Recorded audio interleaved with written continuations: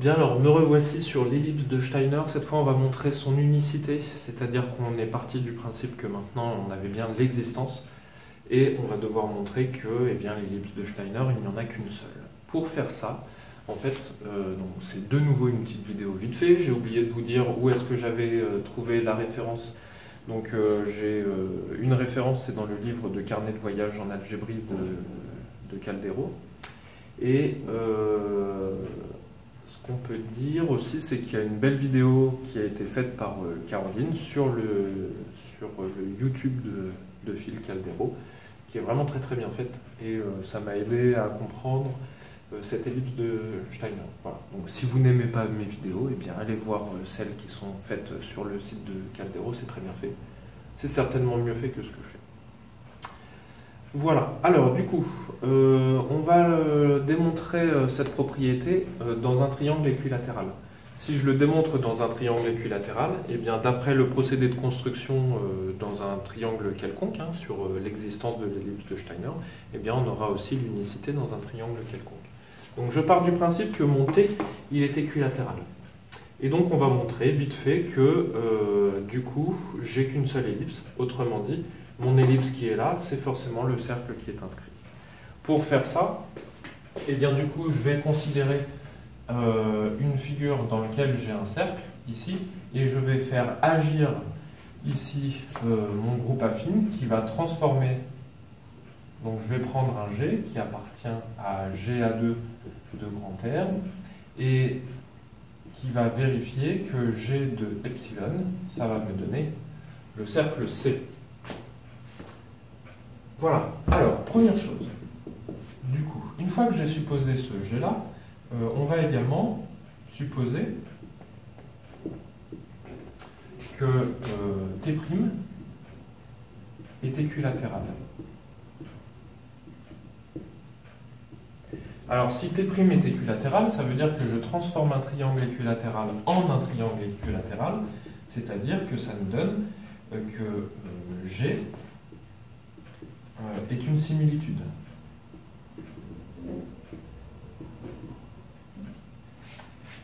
D'accord, donc c'est une similitude, on peut l'appeler S par exemple, et du coup je peux considérer ici mon G-1, qui est égal à S-1. Oui, et donc G-1 d'un cercle, eh bien ça va me donner un autre cercle. D'accord? Une similitude transforme un cercle en un cercle. Donc, epsilon est un cercle. Ça veut dire que à partir du moment où je vais savoir que mon T' est un triangle équilatéral, je pourrais en déduire que mon epsilon est un cercle. Alors qu'au départ, on pensait juste que c'était une ellipse. Hein. On n'en était pas sûr. Ok. Donc, du coup, maintenant, l'objectif, ça va être de montrer que T' est équilatéral, si vous m'avez bien suivi. Alors, comment est-ce qu'on va montrer que T' est équilatéral? On va procéder de la façon suivante. J'appelle O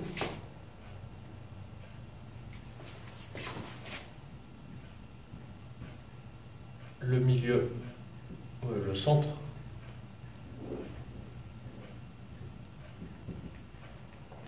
du cercle inscrit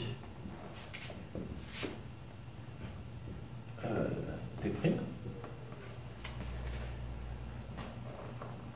Ok, alors qu'est-ce qu'on peut dire? Par conservation,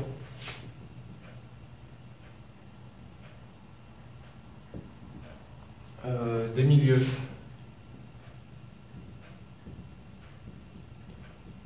et de la tangence,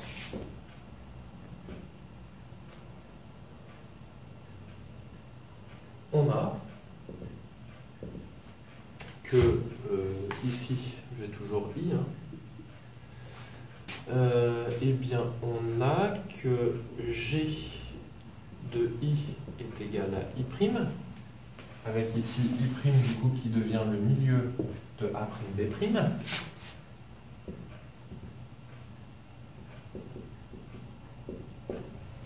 D'accord? Parce que ici, G est toujours une application affine, hein, donc ça conserve les milieux puisque ça conserve les barycentres.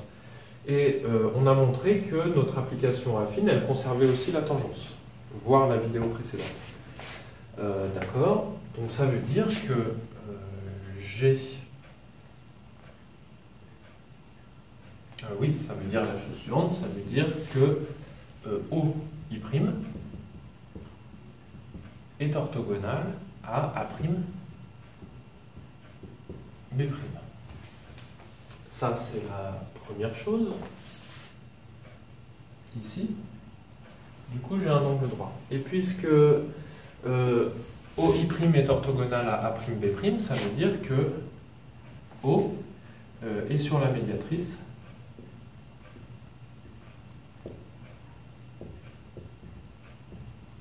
de A'B'. Ah, là, on a vachement avancé.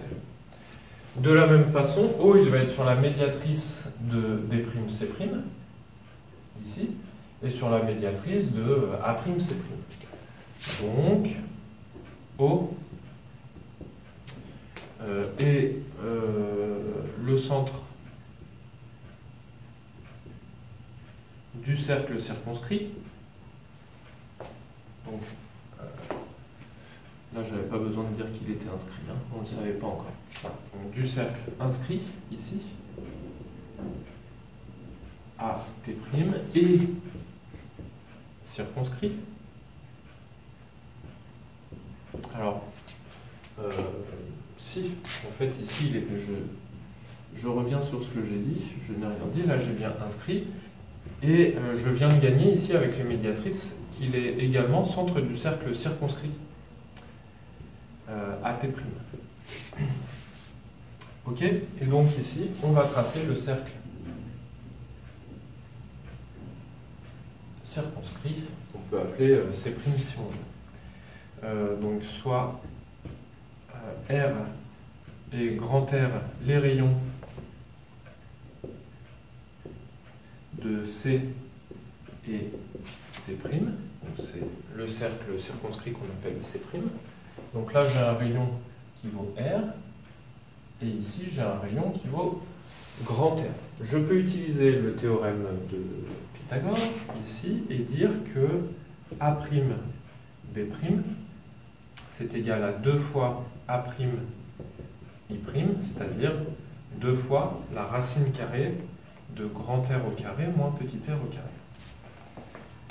Ok? Et donc, de la même façon avec les autres éléments, c'est égal à A'C' et à B'C'. Donc, T' est un triangle équilatéral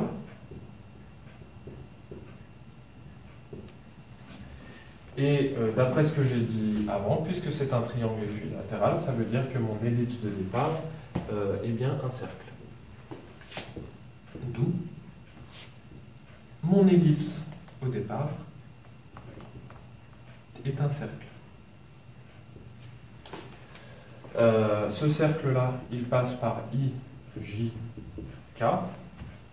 Il existe un unique cercle passant par I, J, K. Donc, epsilon est unique. Voilà pour cette démonstration. J'espère que ça vous aura plu. C'était une petite vidéo vite fait comme ça et je vous dis à la prochaine.